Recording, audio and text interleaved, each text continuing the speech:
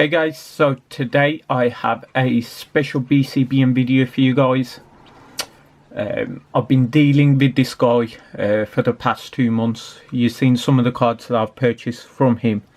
Includes the Kangaskhan, the Tropical Wind, the English VS set, and that TMB number 3. But this card that I received 2 days ago is probably can't be matched. I can't really buy anything that would match this in terms of value. Rarity, there are some cards that are rarer, but definitely value wise it can't be matched by any other card in the hobby.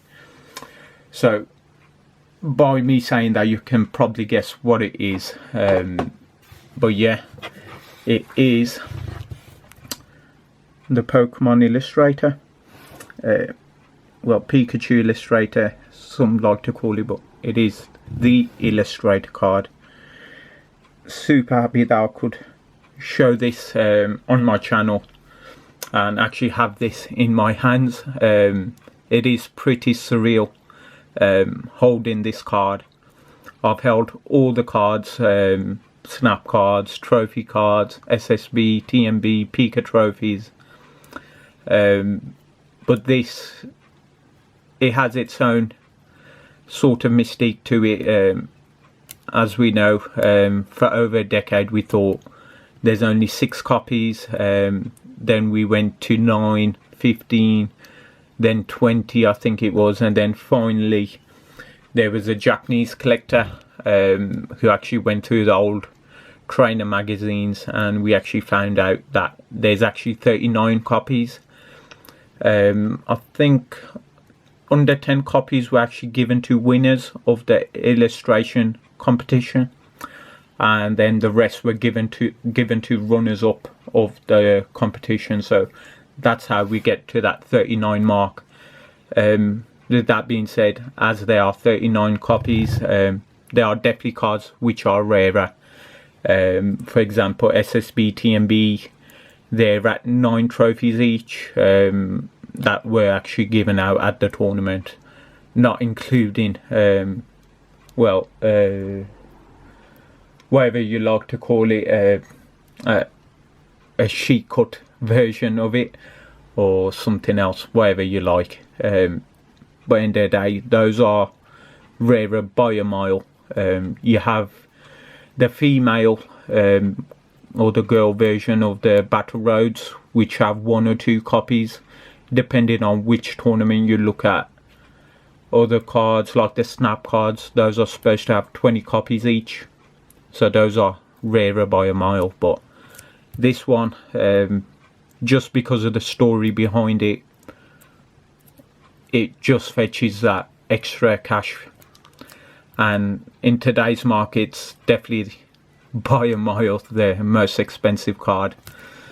So as you can see, it's not graded by PSA, it's actually graded by a company called CTA.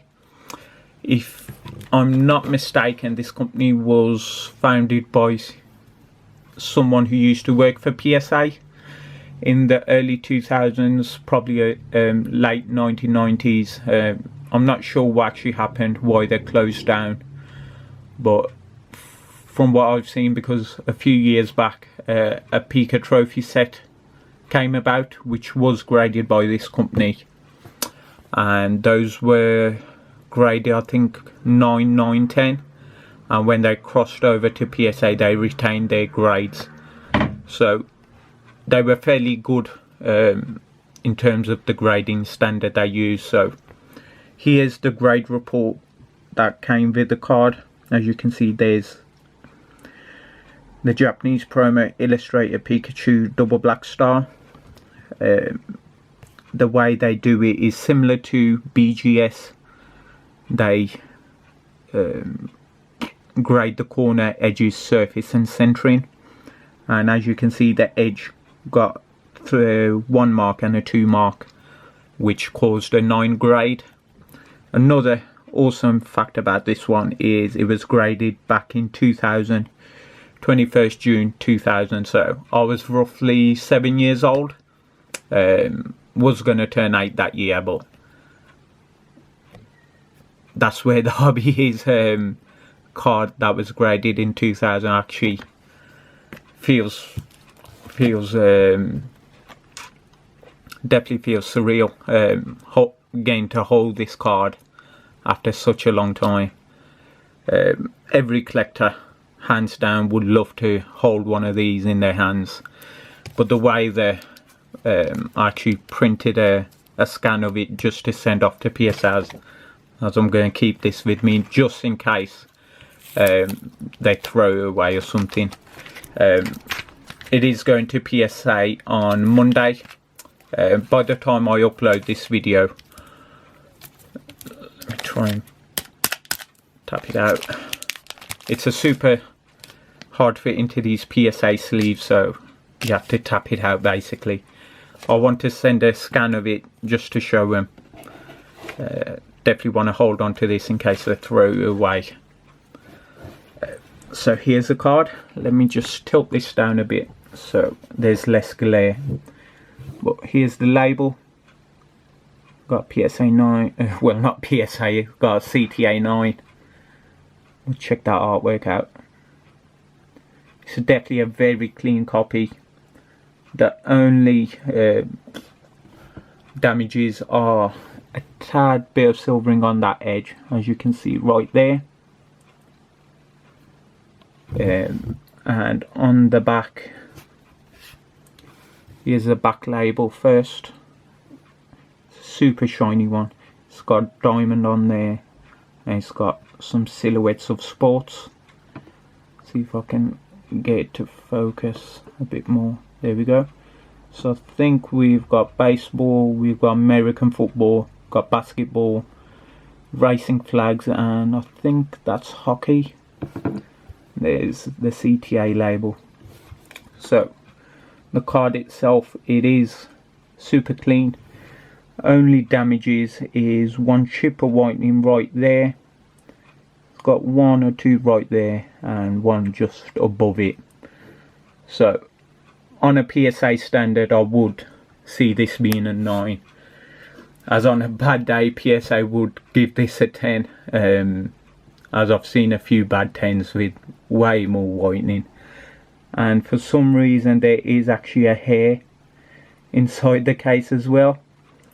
So hopefully PSA will make sure there's no hairs in the new case. It's going to cost a lot to get crossed over. I think they're going to charge like $1,500 to do a crossover service, so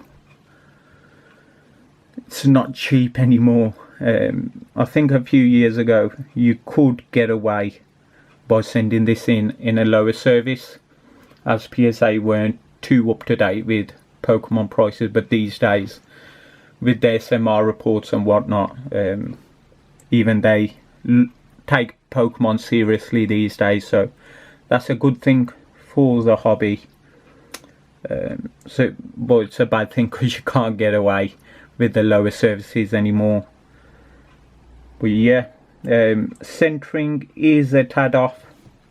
It's at an angle basically, so it starts off thin up there and it gradually gets bigger as it goes down, and same again on this side, it's quite big here and then goes slightly at an angle up there. But yeah guys,